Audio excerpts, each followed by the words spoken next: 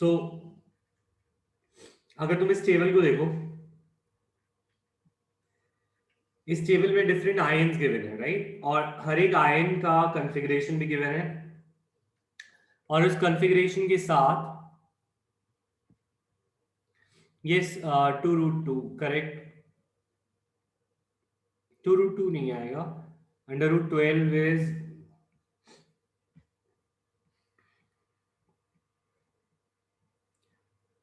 2√3। आ जाओ अब,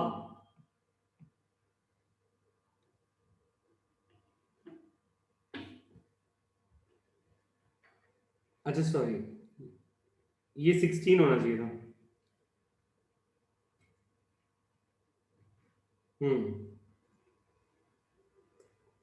this should have been 2 into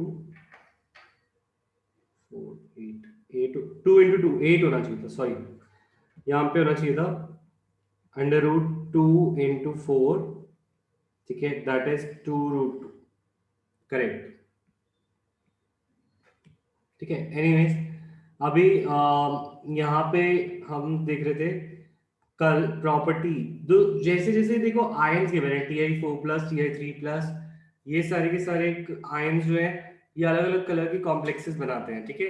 तो कोई पर्पल बनाना है, कोई ब्लू, कोई कलरलेस, कोई violet, pink etcetera.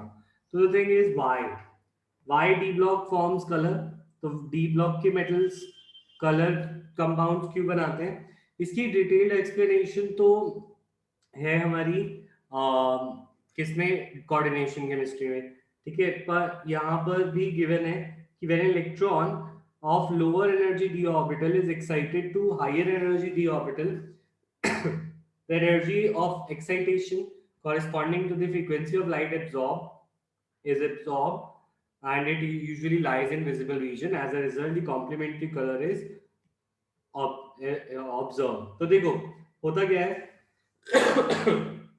Suppose scandium है, स्कैंडियम 3+, तो इस केस में स्कैंडियम 3+ छोड़ो, suppose we have titanium 3+,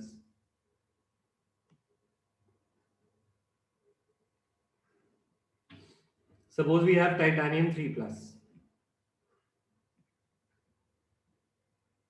titanium 3+ में होता क्या है, कॉन्फ़िगरेशन इज 4s0 3d1, तो दैट मींस टाइटेनियम 3+ के d ऑर्बिटल में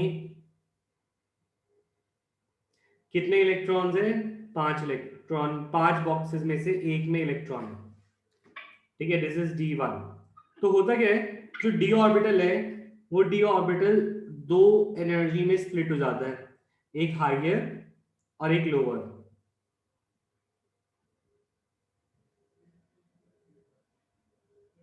लाइक दिस।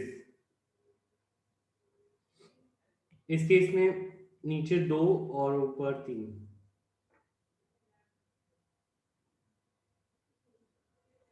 तो देखो होता क्या है, d ऑर्बिटल है ये, d ऑर्बिटल दो में शिफ्ट हो जाता है, एक होता है लोअर एनर्जी पे आ जाता है d ऑर्बिटल, दो दो बॉक्सेस, 5 बॉक्सेस में से 2 लो एनर्जी पे आ जाते हैं और 3 हाई एनर्जी पे चले जाते हैं। ऐसा क्यों होता है, कैसे होता है, ये सब कोऑर्डिनेशन केमिस्ट्री में हम पढ़ेंगे, तो ज्यादा डिटेल में अभी नहीं जाना।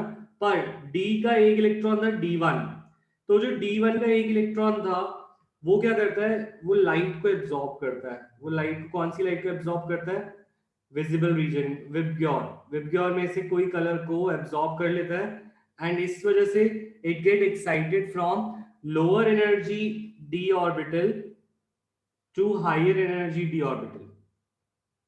और क्योंकि वो कुछ लाइट को एब्जॉर्ब कर लेता है, तो जो लाइट एब्जॉर्ब हो जाती है उसको छोड़कर बाकी कलर हमें ऑब्जर्व होते हैं। तो मैं दोबारा समझा रहा हूँ, इसको दोबारा रीड करोगे तो तुम्हें समझ आएगा। When electron from lower energy d orbital is excited to higher energy d orbital, the energy of excitation, जो ऊपर ले जाने की एनर्जी है, वो लाइट विजिबल रीजन की फ्रीक्वेंसी से एब्जॉर्ब करी जाती है, और ये जो फ्रीक्वेंसी होती है ये विजिबल रीजन में लाई करती है।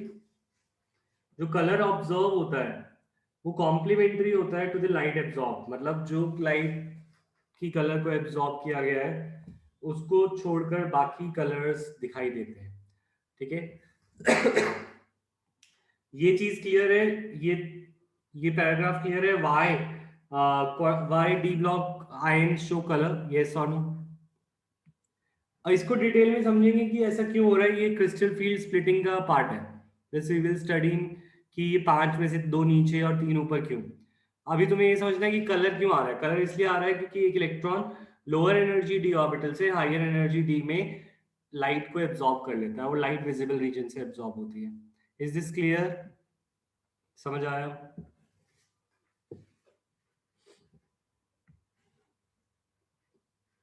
नहीं आया तो बता दो प्लीज, मैं रिपीट भी कर दूंगा।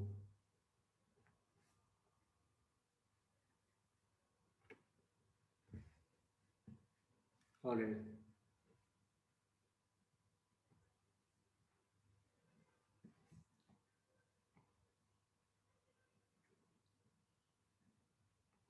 कॉम्प्लेक्स कंपाउंड्स हमारा आगे आएगा कोऑर्डिनेशन में। तो next topic is catalytic activity. देखो,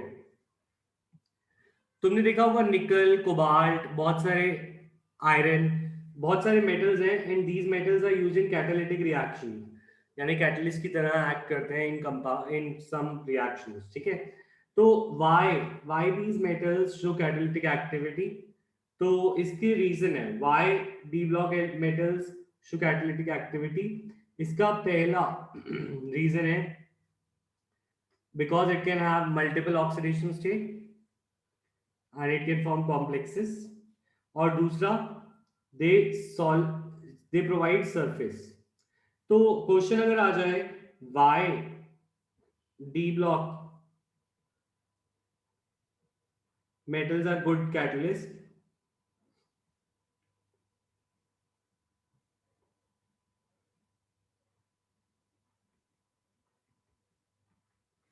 D block metal good catalyst क्यों होते हैं? अगर ऐसा क्वेश्चन आ जाए तो इसका रीजन है सिंपल।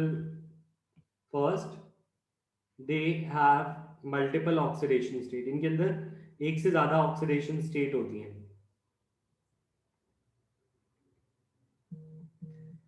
और इस मल्टीपल ऑक्सीडेशन स्टेट की वजह से they can form compounds, they can form complexes. चलो, और दूसरा, बिकॉज दे प्रोवाइड सरफेस।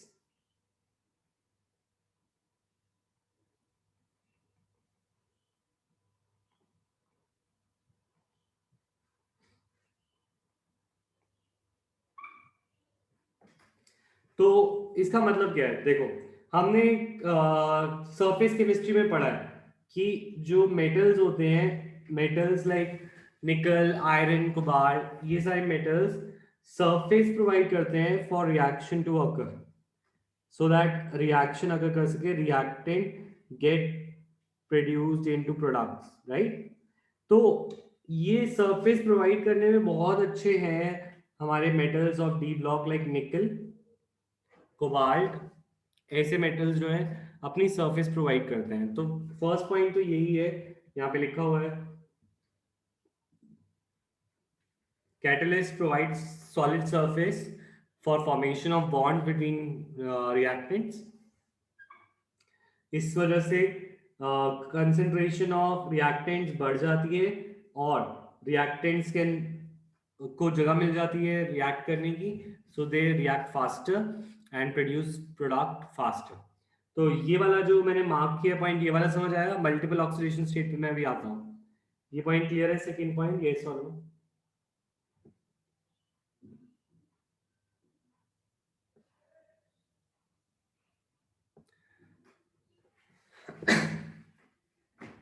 ठीक है। अब बात आती है मल्टीपल ऑक्सीडेशन स्टेट से क्या फर्क पड़ता है। ठीक है। तो multiple oxidation states also help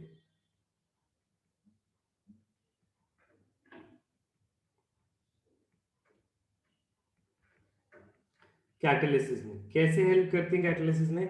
तो देखो, इसका एक एग्जांपल देखो। ये एक रिएक्शन है, ये जो एक रिएक्शन है वो आयोडाइड और हमारे परसल्फेट आयंस के बीच में हो रही है। तो आयोडाइड और परसल्फेट रिएक्ट के बीच में ये रिएक्शन होती है। पर आयरन अगर हम इस रिएक्शन में डाल दें तो आयरन इस रिएक्शन को फास्ट कर देता है. So iron is a catalyst in this reaction, जो इस रिएक्शन को फास्ट कर सकता है. ठीक है, अगर आयोडाइड इस रिएक्शन को फास्ट कर सकता है हमारा आयरन, तो कैसे करता है? तो पहले Fe3 प्लस आई माइनस के साथ Fe2 प्लस और I2 बना देता है, I2 बन गया.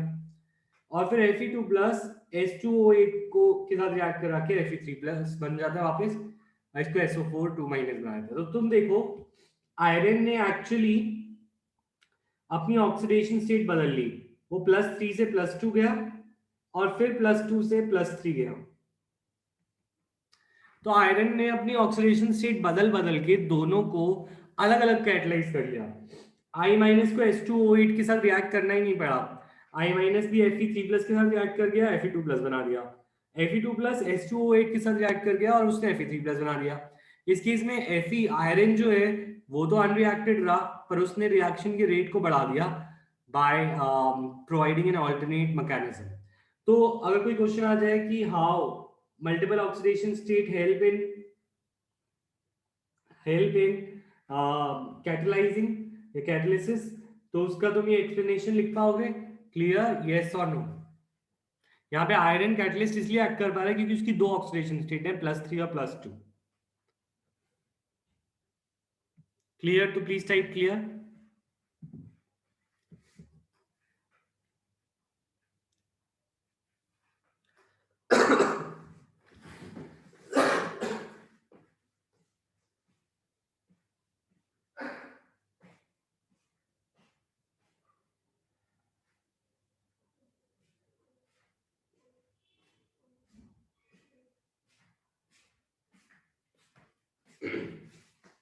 अच्छा देखो कशी, देखो आयरन की दो ऑक्सीडेशन स्टेट है यहाँ पे, +2 और +3.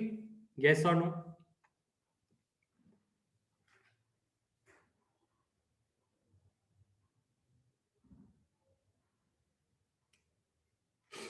तो आयरन जो है 2+ और 3+ दो में रह सकता है. हमें ये रिएक्शन करानी थी, पर जब आयरन को डालते हैं, देखो इस रिएक्शन में ये रिएक्शन होनी चाहिए थी, ठीक है, पर जब हम आयरन को डालते हैं रिएक्शन पहले अगर 10 सेकेंड में होती थी तो ये 2 सेकेंड में हो जाती है. क्यों हो जाती है?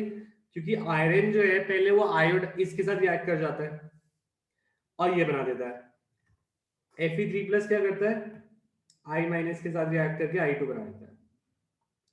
इस प्रोसेस में वो खुद तो Fe2+ बन गया, तो Fe2+ फिर किससे रिएक्ट कर जाता है? H2O8 से, और उसे SO4 बना देता है. तो थिंग इज आयरन ये दोनों रिएक्शन खुद कर पाता है, तो इसीलिए रिएक्शन फास्ट हो जाती है. और आयरन ये खुद क्यों कर पाता है? क्योंकि वो 3+ में भी रह सकता है और 2+ में भी रह सकता है. जैसे वो 3+ में गया था तो 2+ बन गया था, 2+ से फाइनली वो फिर से 3+ बन गया. तो इस केस में क्योंकि उसके पास मल्टीपल ऑक्सीडेशन स्टेट है, तो it can oxidise and reduce two species in one at one place. एक को ऑक्सीडाइज किया, दूसरे को रिड्यूस, रिएक्शन हो गई. ठीक है, तो क्वेश्चन इज कि ये रिएक्शन क्यों फास्ट हुई? ये रिएक्शन इसलिए फास्ट हुई because iron was able to show multiple oxidation state. तो या तो दो तरीके से कैटालिसिस किया जा सकता है डी ब्लॉक के मेटल द्वारा, या तो वो निकल और पैलेडियम की तरह अपनी सरफेस प्रोवाइड कर दे, या फिर वो अपनी ऑक्सीडेशन स्टेट की हेल्प से रिएक्शन को कैटलाइज करें. ठीक है, तो is this clear now, yes और नो? अगर क्वेश्चन आएगा तो तुम्हें पूरा पैराग्राफ लिखना पड़ेगा कैटालिटिक एक्टिविटी पे. ठीक है, दोनों चीजें लिखनी पड़ेंगी, दोनों पॉइंट्स.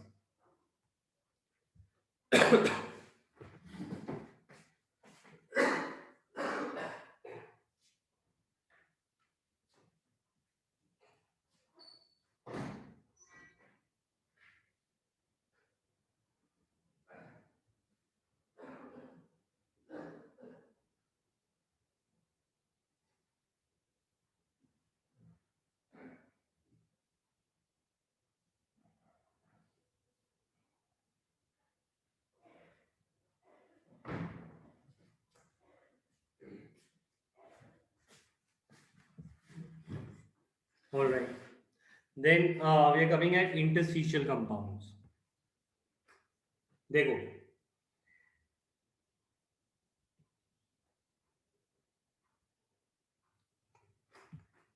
अपने ऐसे कंपाउंड तो बहुत देखे हैं, जैसे NaCl,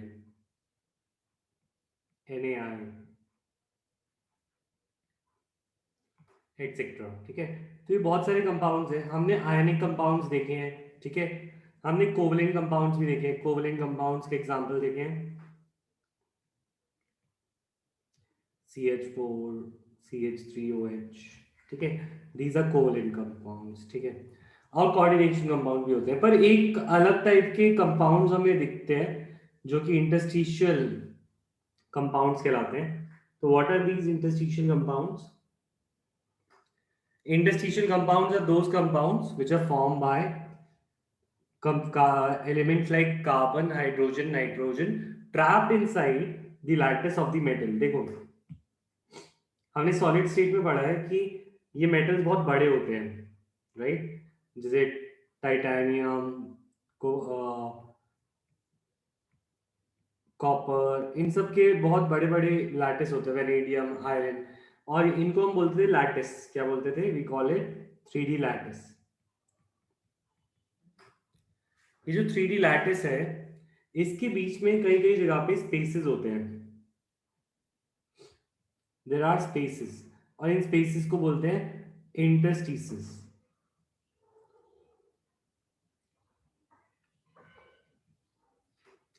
इंटरस्टिसेस जो होता है, इंटरस्टिसेस के अंदर हाइड्रोजन, कार्बन, नाइट्रोजन जैसे कंपाउंड फिक्स हो जाते हैं। तो होता क्या है, कार्बन जैसे छोटे छोटे कंपाउंड्स बड़े बड़े मेटल के एटम्स के बीच में फंस जाते हैं। ठीक है, इट्स लाइक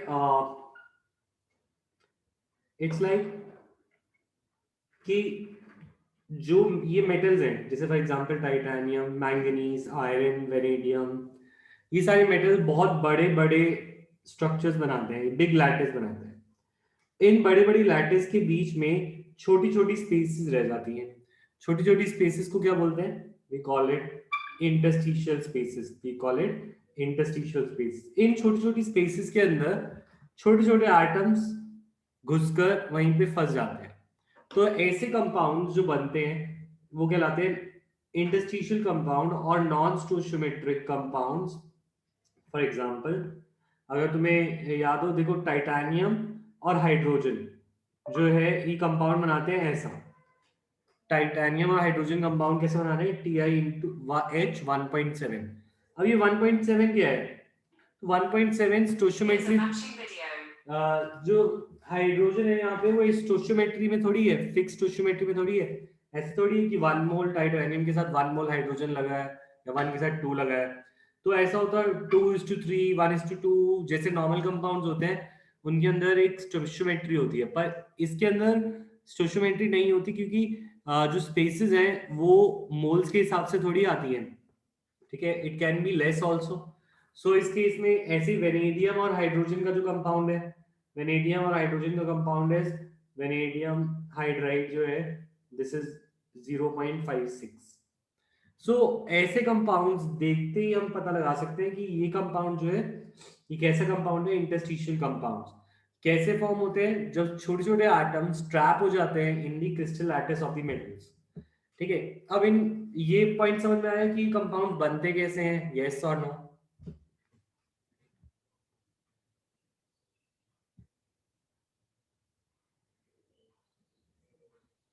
ठीक है, अब इनकी कुछ अलग प्रॉपर्टीज भी होती हैं क्या? क्योंकि ये कंपाउंड थोड़े अलग तरीके से बने हैं कि इनकी प्रॉपर्टीज भी अलग है। यस, इनकी प्रॉपर्टीज थोड़ी अलग होती हैं, that is they have high melting point, high, ठीक है, दे आर वेरी हार्ड, और इनके अंदर मेटल कंडक्टिविटी रहती है, और ये रिएक्ट नहीं करते। तो these are some properties of interstitial compound that you have to learn. अगर शॉर्ट नोट आता है 2 या 3 मार्क, 2 मार्क में, तो ये सारा पॉइंट हमें लिख देना है। ठीक है,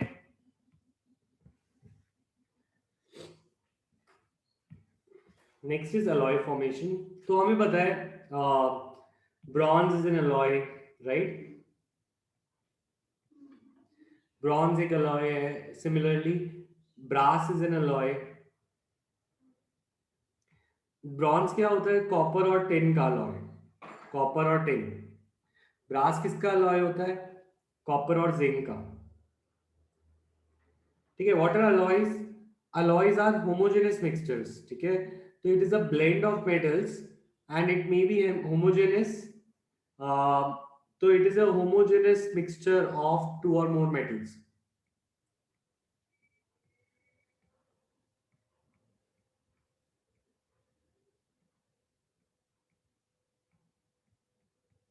ठीक है, तो अब क्वेश्चन ये आता है कि कौन कौन से मेटल अलॉय बना सकते हैं। तो यूजुअली वही मेटल्स अलॉय बना सकते हैं जिनका एटॉमिक रेडियस एक दूसरे के 15% के अराउंड हो। मतलब सपोज कॉपर और जिंक की अगर हम बात करें तो कॉपर और जिंक में difference in their atomic mass is atomic radius. जिनका एटॉमिक रेडियस है वो 15% वेरी करता है, 15% के करीब ही वेरी करता है। मतलब अगर एक का एटॉमिक रेडियस 85 है तो दूसरे का मैक्सिमम 100 होगा। इससे ऊपर होता है तो अलॉय नहीं बनता। मतलब ये पॉइंट यहाँ पे गिवन है और ये याद भी रखना है कि अलॉयज तभी बनते हैं, alloys are formed when the radius is about 15% of each other.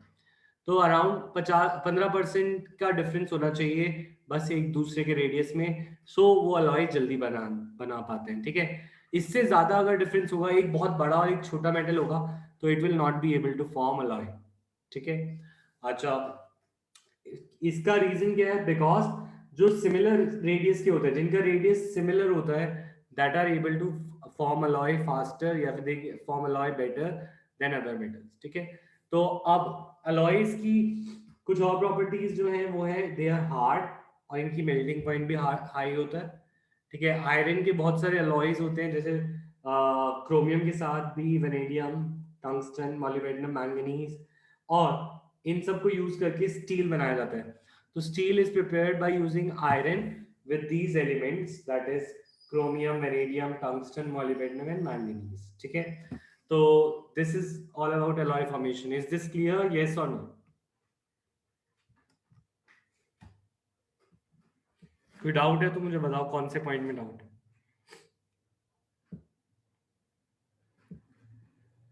तो ये सिमिलर रेडियस वाला फिर से बता दो। सिमिलर रेडियस वाला पॉइंट ये कह रहा है कि जो दो मेटल को अगर अलॉय बनाना है तो उनके रेडियस आसपास होने चाहिए।